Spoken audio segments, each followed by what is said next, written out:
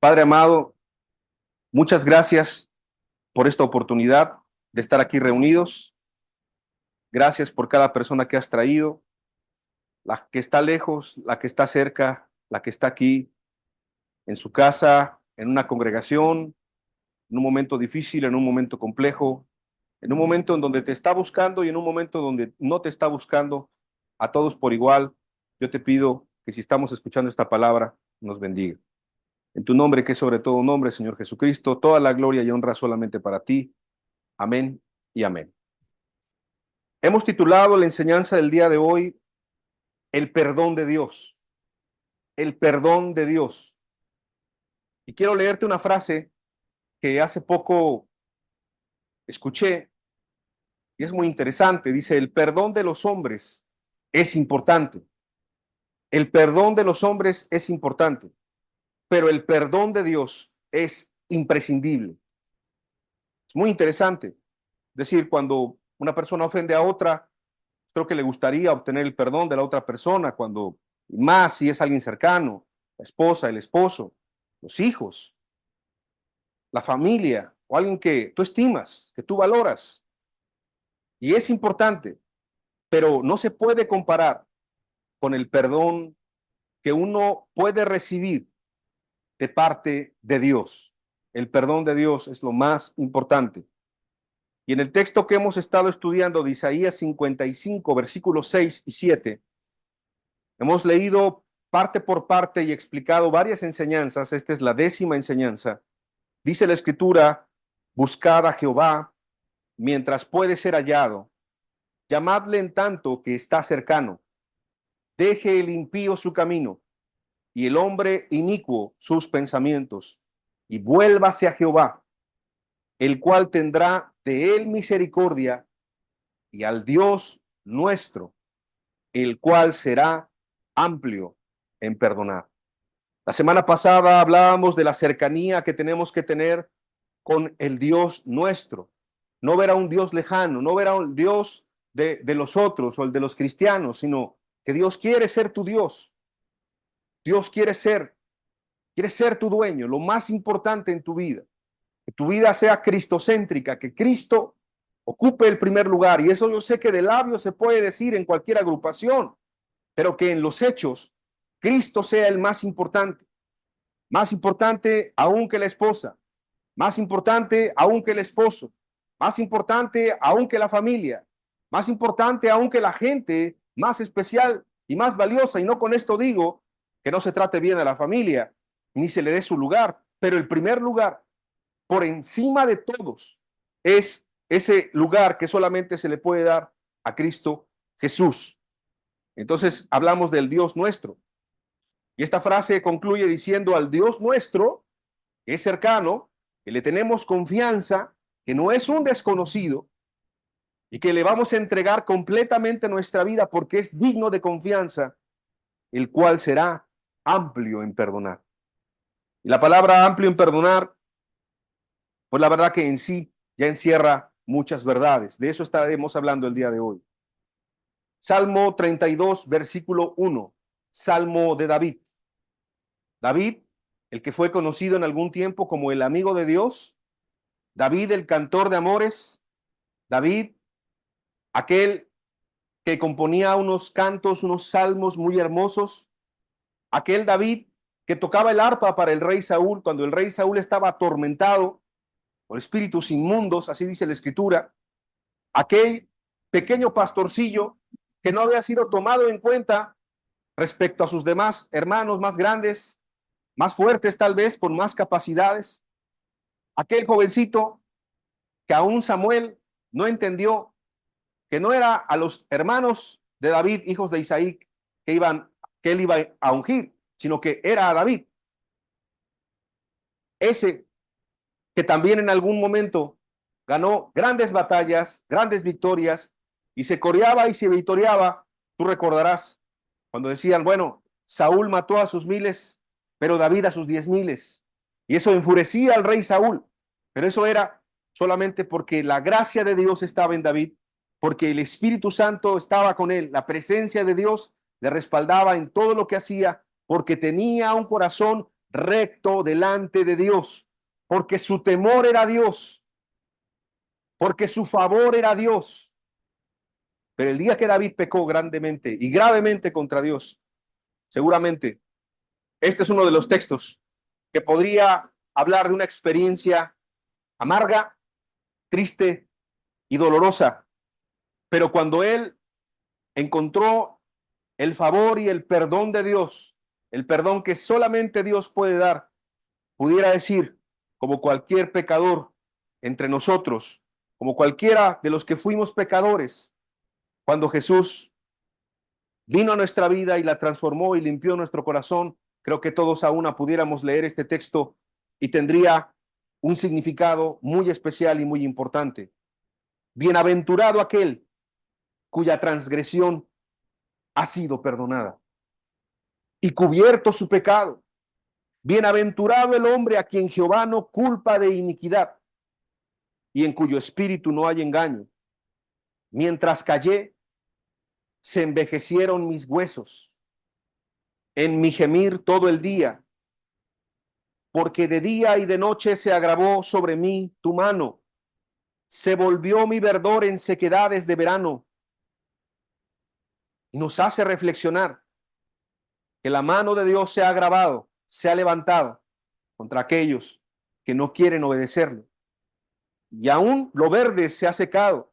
No encontramos confianza ni ánimo en nada cuando estamos alejados de Dios. Sigo leyendo Salmo 32, versículo 5. Mi pecado te declaré y no encubrí mi iniquidad. Dije, confesaré mis transgresiones a Jehová y tú perdonaste la maldad de mi pecado. Dios está cercano. Dios está presto, Dios está pronto para perdonar a aquel que con sinceridad se acerque a Dios y se arrepienta de todos sus pecados. Que con sinceridad, como dice el proverbio, el que encubre su pecado no prosperará, mas el que lo confiesa y se aparta de su pecado alcanzará misericordia. En muchos grupos la gente dice, bueno, ¿por qué Dios no me perdona o por qué Dios no quiere nada conmigo? Primero, porque encubren sus pecados. Por eso no pueden seguir adelante. Es una farsa lo que viven como cristianismo. Después, porque no le confiesan a Dios con sinceridad sus pecados, desnudándose delante de Él, porque Dios lo sabe todo. Pero aquel que los confiesa y después se aparta de sus pecados, ya no quiere vivir en sus pecados, se arrepiente con un corazón genuino, alcanza misericordia, que de eso también ya hablamos las semanas pasadas, de la misericordia de Dios. Termina diciendo el Salmo 32, versículo 6. Por esto orará a ti todo santo en el tiempo en que puedas ser hallado. Ciertamente en la inundación de muchas aguas no llegarán estas a él. Dos verdades muy preciosas. El texto del Salmo 32, 6 nos recuerda que en el tiempo que pueda ser hallado Dios, hay que acercarse a Él otra vez, como lo estamos estudiando en Isaías. Y número dos, yo no sé si viene a tu mente, a la mía sí, cuando estuve repasando el texto, cuando dice ciertamente en la inundación de muchas aguas, no llegarán estas a Él. Jesucristo dijo, ¿a qué compararé? ¿A qué compararé la persona que está buscando en el reino de Dios? A un hombre prudente, aquel que escucha mis palabras y las pone por obras, aquel que funda su casa, funda su vida, funda su familia, si lo quieres ver así, fundamenta su vida en la iglesia, fundamenta su trabajo, fundamenta todo lo que hace y lo fundamenta en la roca que es Cristo. Si el matrimonio no está en Cristo, si la familia no está en Cristo, si la iglesia no está en Cristo, si tu vida no está en Cristo, si la mía no está en Cristo, sabes la historia. Vinieron vientos, azotaron ríos, vinieron inundaciones, problemas, pruebas, luchas, dificultades, y la casa cae. Y es grande su ruina porque no está sentada sobre la roca. Pero aquel hombre sabio que fundamenta su vida sobre la roca, no va a caer su casa, no va a caer su vida, no va a caer su matrimonio, no va a caer nada, porque está confiando en Cristo. Pueden venir muchas dificultades, pero Cristo es su roca. Pero aquel hombre que fundamenta su vida sobre la arena, tú lo sabes, construye su casa sobre la arena, sin cimientos, sobre lo que es conmovible, que lo que es conmovible es casi todo en esta tierra, sobre el dinero, sobre posesiones, sobre, no sé, diversiones, lujos, placeres. Tarde que temprano eso se va a acabar. Inclusive las relaciones humanas se pueden acabar. Inclusive a veces pudiera haber hasta personas pues que o porque mueren o porque se van o porque ya no quieren seguir a Cristo, como cantamos en un inicio, y se van. Pero Cristo permanece para siempre. Cristo no se mueve del mismo lugar. Por eso me gustó mucho esta última parte de este salmo. Ciertamente en la inundación de muchas aguas no llegarán estas a Él. Cuando confía en Cristo, cuando confía en Dios. Seguimos con el estudio que de alguna manera es la parte final, la que está concluyendo este ciclo de temas. Y fíjate que cuando dice la frase amplio en perdonar, al Dios nuestro que es amplio en perdonar, de Isaías 55:7, fíjate que la palabra amplio es muy interesante. La palabra amplio en su raíz primaria es la palabra rabá y significa básicamente aumentar.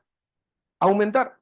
Habla de abundancia, habla de cantidad, de colmar, de crecer, habla de algo que es dominante, demasiado ensanchado, algo que se mantiene, algo que se multiplica, o sea, habla de algo grande. Y así es grande la misericordia de Dios. Pero aún más grande que la misericordia de Dios, que va de la mano, obviamente, es su perdón. El perdón de Dios es grande para aquella persona que quiere realmente acercarse a Dios confiadamente y se arrepintió y creyó en Cristo. Entonces el perdón es grande. Por eso el salmista, como leíamos hace rato, dice, bienaventurado, es bienaventurado aquel que Dios le ha perdonado. Es muy dichoso. No es cualquier cosa, porque Él es amplio en perdonar. Y aquí vamos a mencionar algunos conceptos que a lo mejor usted ha escuchado, que pueden ser un tanto teológicos, si usted gusta, pero nos van a ayudar a entender un poco más acerca del perdón de los pecados o de la salvación, para aquel que siente que Cristo perdonó sus pecados, que sabe que Cristo perdonó sus pecados, o para aquel que los ha escuchado estos conceptos y a lo mejor se los ha memorizado o los ha aprendido en algún instituto, pero no los vive, y eso es muy triste también, porque una cosa es hablar de la salvación de Dios y otra cosa es haber sido salvado por Dios. Una cosa es tener el conocimiento de cómo una persona se salva, pero otra cosa es que tú seas salvo. Yo me he dado cuenta en estos años que hay personas que han tenido tanto discernimiento de los estudios que les han dado por años, que saben identificar cuando una persona ha nacido de nuevo y no ha nacido de nuevo. Le pueden predicar al vecino, le pueden predicar al de enfrente cómo nacer de nuevo. Saben todo acerca del perdón de los pecados, pero ellos mismos no han experimentado la salvación o el perdón de los pecados, que eso es lo más triste. Entonces, de alguna manera, estos conceptos creo que nos van a ayudar mucho para poder redondear esto que hemos estado hablando acerca del perdón de Dios. Primeramente, como te dije, el perdón de Dios es amplio, muy amplio. No importa quién seas. No importa si tienes poco conocimiento. No importa si se te hace difícil entender algunas cosas, lo importante es que entiendas lo básico y lo esencial y que Cristo te está llamando a que seas su hijo y su hija. Y es bienaventurado aquel cuyos pecados han sido perdonados por Dios. El primer concepto que te quiero leer es el concepto de nuevo nacimiento. La Biblia enseña en Juan capítulo 3, versículo 3, si me acompañas a la escritura. Jesucristo dice en la parte segunda de este versículo, el que no naciere de nuevo no puede ver el reino de Dios. Y eso creo que lo entendemos todos. Jesucristo le dijo a Nicodemo y le dijo a toda la humanidad, nos es necesario nacer de nuevo. Entonces, yo te quiero decir, aquel que Dios ya le perdonó sus pecados, de acuerdo a la Escritura, ya es un nacido de nuevo. De acuerdo a la Escritura, es una persona regenerada. Entonces, ¿quién es un nacido de nuevo? Aquella persona que le fueron perdonados sus pecados. Mucha gente dice, bueno, es que yo soy un hijo de Dios, pero no me han sido perdonados mis pecados. No puede ser. Si tú dices que ya naciste de nuevo, ya tienen que haber sido perdonados tus pecados. Si todavía no han sido perdonados tus pecados, lo sigues practicando, vives en una vieja manera de vivir, aunque vayas a una congregación, tú no has nacido de nuevo, no eres hijo de Dios. Pero para esto apareció el Hijo de Dios, para deshacer las obras del diablo y para que tú puedas nacer de nuevo. Y por eso estudia el ciclo, pues que estamos terminando, pero está en el sitio de internet, para que puedas entender que Cristo te está buscando y quiere que nazcas de nuevo. Pero estoy seguro que alguno tal vez de estas enseñanzas pudo haber nacido de nuevo. Bueno, la Biblia dice, pues que tú puedes ver el reino de Dios ahora, pero los que no han nacido de nuevo no pueden ver el reino de Dios todavía en esta tierra, en esta vida y en la venidera, en la eterna.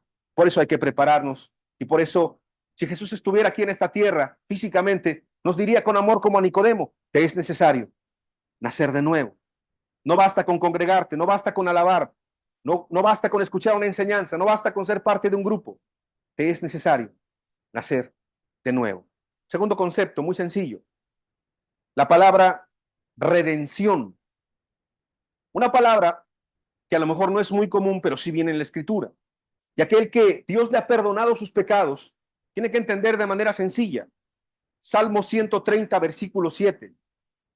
Salmo 130, versículo 7.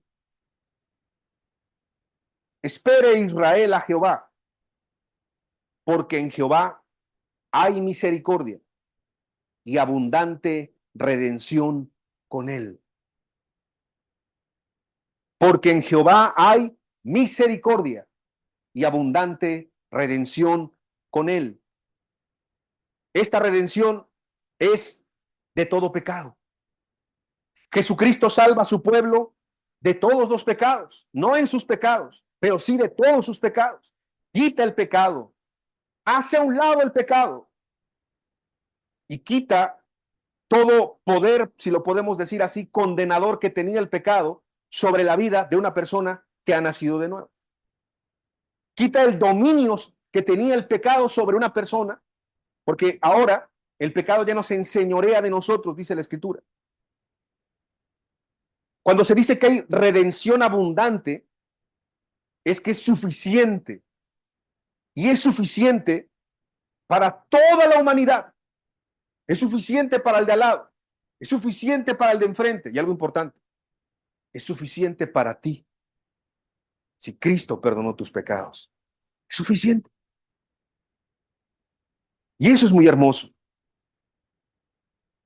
La redención del pecado incluye la redención de todos los males, por más grandes, por más escandalosos, por más innombrables.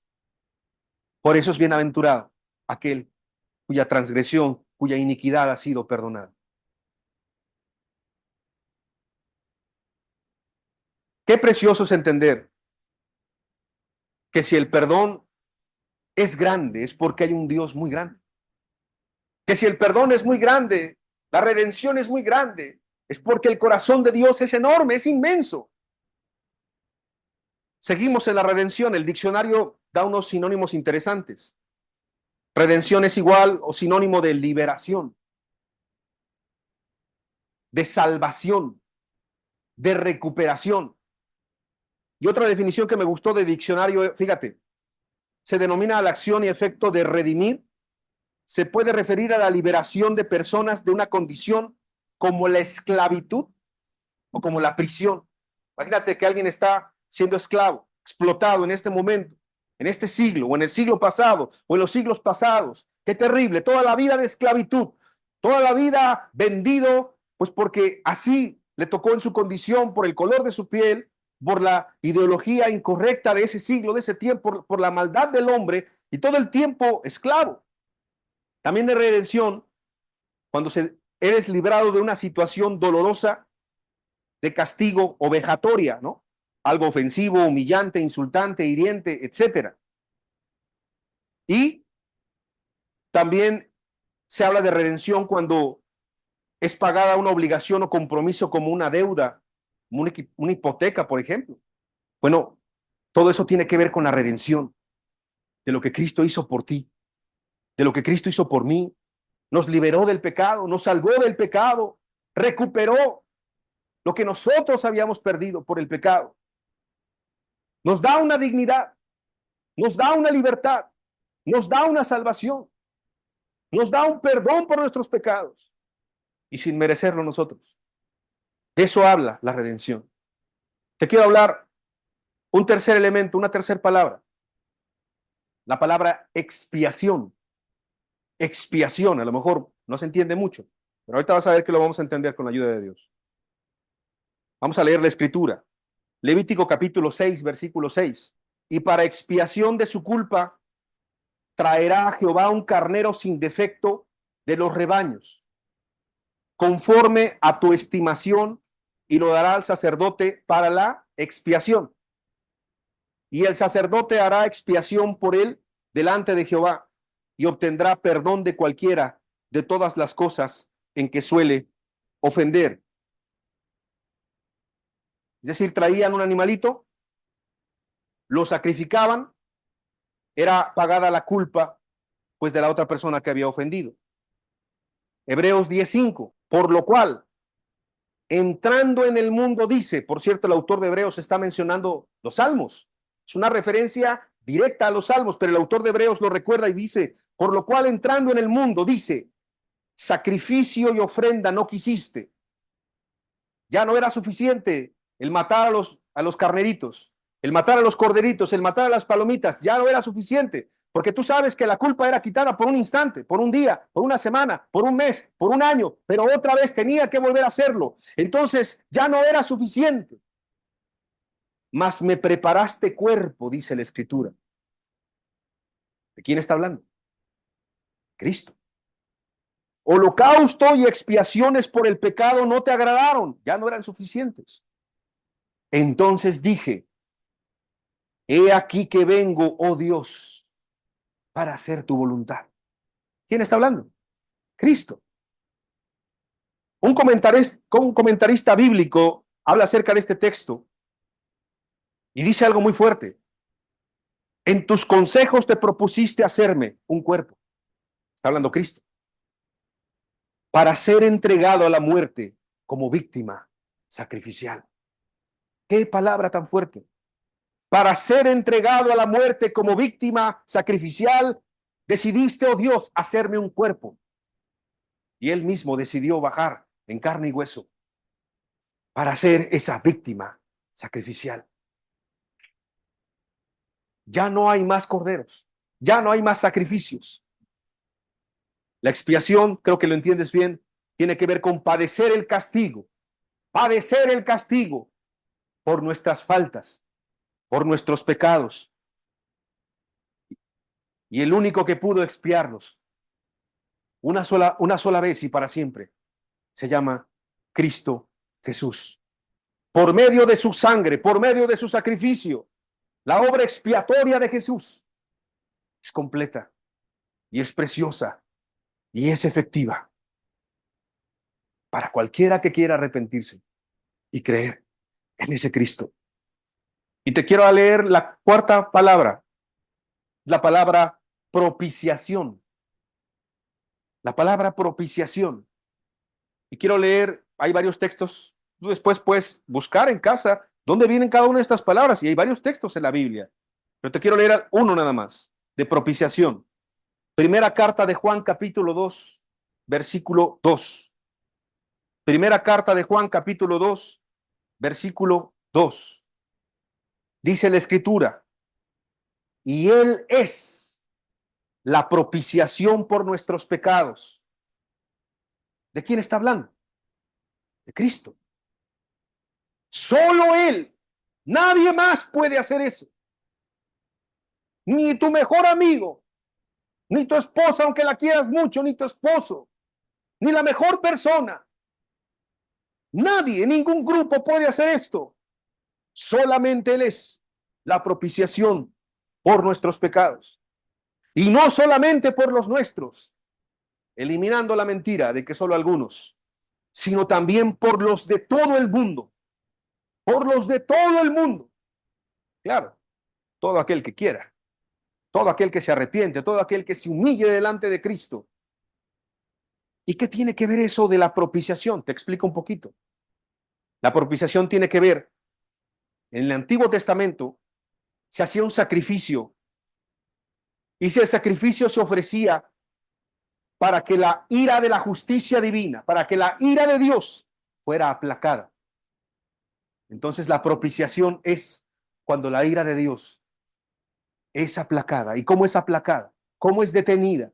¿Cómo es contenida? ¿Cómo es satisfecho Dios? ¿Cómo está satisfecho? ¿Cómo su ira? ¿Cómo la ira por los pecados, por los tuyos, por los míos, por los de la humanidad? Porque Dios derramó toda su ira sobre su Hijo. Él es la propiciación por nuestros pecados. El Padre derramó toda su furia, toda su ira santa sobre el cuerpo de Cristo. Pero Él no merecía estar ahí. ¿Quién tenía que estar ahí? ¿Sabes? Cuando yo recuerdo esta parte, siempre viene a mi mente. Hace muchos años, yo estaba viendo un programa en internet, ya era retransmisión. Y en este programa, un hombre invitaba a un sacerdote católico, a un pastor cristiano reconocido en aquel tiempo y todavía en nuestros tiempos, a un judío y a un autor de libros de superación o de tipo hinduista muy famoso, que no voy a decir su nombre, pero a ellos los puso ahí en el palco. Y entonces la pregunta era una Navidad, la pregunta era, ¿quién mató a Jesús? ¿Quién mató a Jesús? Y me llamó mucho la atención la entrevista, por eso la vi. Y entonces le preguntaba al cura, sabemos que es de la Iglesia Católica, Apostólica y Romana, como diciendo, oye, ¿fueron los romanos los que mataron a Jesús? Y él decía, bueno, pues es que fue una confabulación de todos. O sea, como que no quería admitir. Los romanos evidentemente estuvieron ahí al pie de la cruz, que los soldados estuvieron pues haciendo suertes de su propia ropa y todo lo que tiene que ver con la muerte de Cristo. No quería reconocer. Y cuando fueron con el judío le echó la culpa a otros. Y cuando fueron con el pastor, lamentablemente contestó algo que no me acuerdo, pero no me pareció bíblico ni correcto. Y cuando yo estaba viendo eso, bueno, al último que le preguntaron, pues dijo una cosa muy extraña, ¿no? No, pues es que todos somos Dios, todos somos Cristo, o sea, algo extrañísimo, porque es hinduista de la nueva era. La respuesta correcta era que cada uno levantara la mano y dijera, es que Cristo murió por mí. Yo maté a Cristo, fueron mis pecados, fue mi culpa. Y si tú entiendes eso, el día de hoy, si tú entiendes, amado, que tú mataste a Cristo, creo que puedes sentir realmente el peso, la responsabilidad de por qué Jesús tuvo que morir. Él es la propiciación por nuestros pecados. Y quiero terminar con la quinta palabra, que es la palabra justificación. Romanos capítulo 3, versículo 24 y versículo 25. Siendo justificados gratuitamente por su gracia, mediante la redención que es en Cristo Jesús, a quien Dios puso como propiciación por medio de la fe en su sangre, para manifestar su justicia, a causa de haber pasado por alto en su paciencia los pecados pasados. ¿Qué es la justificación? Que ahora el pecador, el que era pecador, el peor de los pecadores, que era yo, y todo verdadero cristiano debe sentirse así antes de serlo, como el peor, como el mayor, como el más ruin. como el que no tenía esperanza, como el que no tenía alternativa, como el que no tenía solución ni cura. Imagínate, alguien en esa condición, tan miserable, tan vil, tan perdida, y que obtenga la misericordia, y que obtenga el perdón. La justificación es que ahora Dios, no los hombres, no los grupos, no las personas, por más espirituales que estén a tu alrededor, sino que Dios declara justo al pecador. Esa es la justificación. Que Dios declara justo al pecador que se arrepintió. Claro, no al pecador que sigue en sus pecados. Aquel que fue pecador y que se arrepintió. ¿Has escuchado ese himno tan hermoso que se llama Sublime Gracia? Un himno muy hermoso que fue compuesto hace muchos años. Dice esa estrofa así: sublime gracia del Señor, que a un pecador salvó, que a un pecador salvó. Sublime gracia. No es comprensible, no es entendible. Porque el justo murió por los injustos, como dice el apóstol Pedro. El que no tenía que morir, el que no tenía que padecer, el que no tenía que sufrir, murió por mí. La justificación es que soy declarado justo, pero ni siquiera es por mi arrepentimiento, sino es por Cristo. Y yo creo que Cristo pagó mis culpas y borró mis pecados. Realmente sí cambió mi corazón. Esas palabras tienen que ir acompañadas, no teológicamente, sino tienen que ir acompañadas de hechos en la vida de alguien que dice que es un hijo de Dios y una hija de Dios. Y quiero resumir, a modo de resumen o conclusión, me gustaría que pudieras cerrar tus ojos y escuchar este pequeño resumen, porque ni siquiera es que te aprendas todos los conceptos teológicos, no, sino que tú puedas vivir cada una de estas doctrinas bíblicas. Cuando una persona se arrepiente y cree, entonces recibe la gracia de Dios y es perdonada de todo lo pasado, no importa lo grave que haya sido, de todo lo pasado. Ya no está bajo la ira de Dios, ya no es su enemigo, ya no es su adversario, ya no es su contrario, sino que ahora está bajo su favor o gracia. Cristo le dice amigo, Cristo le dice su hijo o su hija. Esto quiere decir que ya no va rumbo al infierno, que antes más que bien merecido lo tenía, por sus maldades, sus delitos, por todos sus pecados. Y ya no está bajo condenación, ni ningún tipo de culpa por lo que hizo en el pasado. Dios ahora lo trata como si nunca hubiera debido nada. Ahora lo trata como su amigo, como su especial tesoro. Y se agrada de esa persona. Se agrada, le ama. A tales personas, Dios las declara justificadas. Pero no termina ahí. Dios las declara justas. Y no termina ahí, sino que además les da el poder, la gracia, la autoridad para vivir rectamente en un mundo perdido y pecador. Y eso no es humano. Eso no es posible para el hombre sin Dios.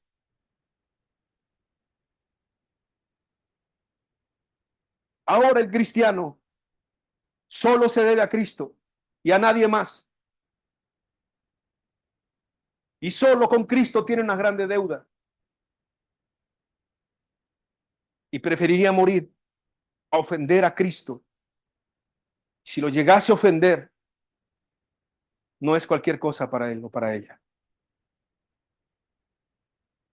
Quiero terminar leyendo con lo que comencé, así con tus ojos cerrados.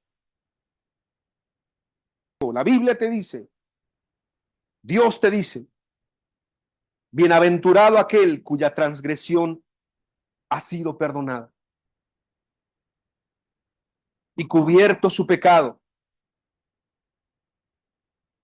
Bienaventurado el hombre a quien Jehová no culpa de iniquidad y en cuyo espíritu no hay engaño. Mientras callé, se envejecieron mis huesos en mi gemir todo el día, porque de día y de noche se agravó sobre mí tu mano. Se volvió mi verdor en sequedades de verano. Mi pecado te declaré y no encubrí mi iniquidad. Dije, confesaré mis transgresiones a Jehová, y tú perdonaste la maldad de mi pecado. Por esto orará a ti todo santo en el tiempo en que puedas ser hallado. Ciertamente en la inundación de muchas aguas no llegarán estas a él.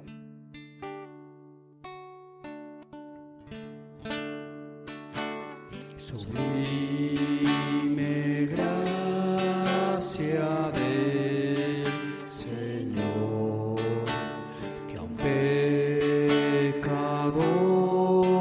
salvó. Fui ciego, mas hoy miro yo, perdido y él me halló. Su gracia me enseñó a temer, mis dudas ahuyentó. Oh, cuán precioso fue a mi ser cuando él me perdonó.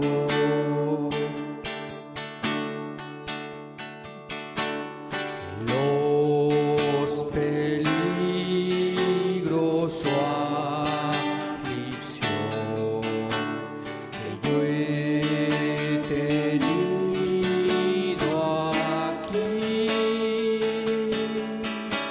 su gracia siempre me cuidó y me guiará feliz.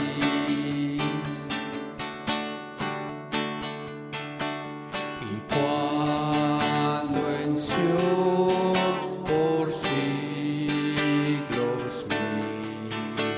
brillando esté cual sol,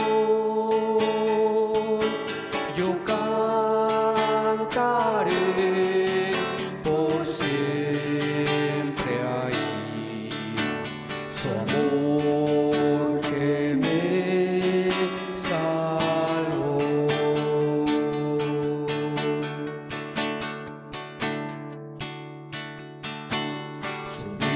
Sublime gracia del Señor, que a un pecador salvó.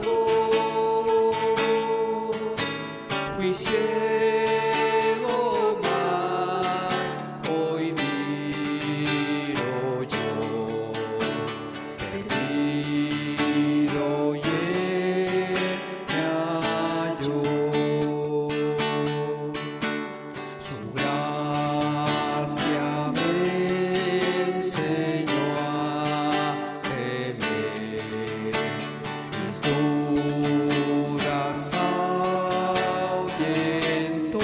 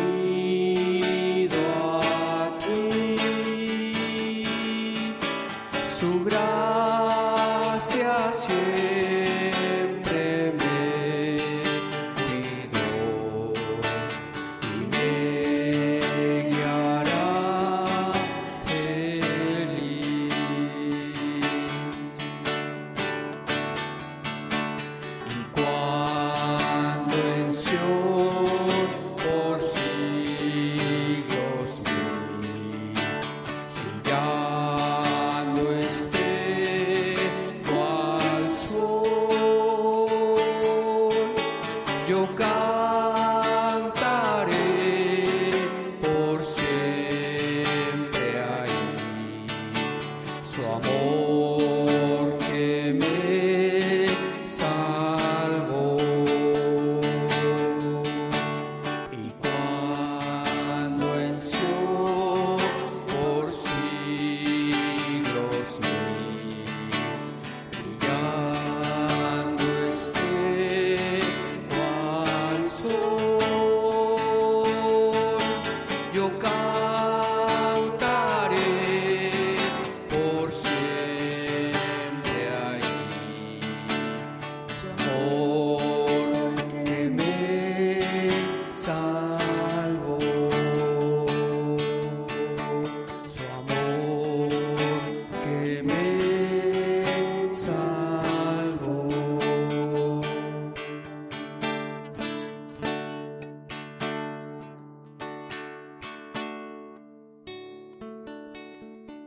Sublime gracia del Señor, que a un pecador salvó. Si Jesús ha perdonado tus pecados, guarda con temor y con temblor lo que Él te ha dado.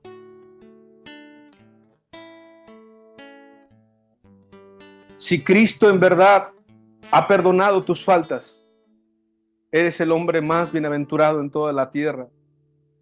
Cuida con temor y con temblor lo que Él te ha dado. No tomes en poco el gran regalo que Él te ha dado. Podrán venir los vientos, vendrán. Podrán venir las lluvias, las inundaciones, las pruebas, las dificultades, las enfermedades, el dolor. ¿Por qué no hasta la muerte? Pero Cristo siempre estará contigo. Él ha prometido estar no solamente hoy, sino todos los días hasta el fin del mundo. Y si hoy está contigo, y si hoy Jesús te ha perdonado, entonces tú eres bienaventurado, bienaventurada. Muchas gracias, Señor Jesús, por tu palabra. Muchas gracias por tu presencia. Muchas gracias porque tú sabes todas las cosas que hay a nuestro alrededor. Tú sabes la vida de cada uno de los que están oyendo esta palabra, de los que están en otros lugares. Tú sabes de dónde veníamos y hacia dónde íbamos. Pero tú has querido también cambiar el rumbo de nuestra vida para ir a tus brazos, tu presencia por toda la eternidad. Yo te ruego por los que tú les has perdonado sus pecados. Yo te ruego por aquellos que tienen un día, una semana, un mes, poco tiempo de haber nacido de nuevo. Que valoren lo que tú has hecho en sus vidas, que lo cuiden, que lo guarden, porque tú vienes pronto, Señor. Pero también tú das ayuda a aquel que te la pida. Tú eres poderoso para guardarnos sin caída. Tú eres poderoso para mantenernos en tu camino. Y tú dijiste que aunque fuéramos torpes, por torpes que seamos, no nos íbamos a extraviar. Gracias por tu misericordia. Gracias por tu presencia. Gracias por tu palabra. En tu nombre, que es sobre todo nombre, Señor Jesús. Amén. Y amén.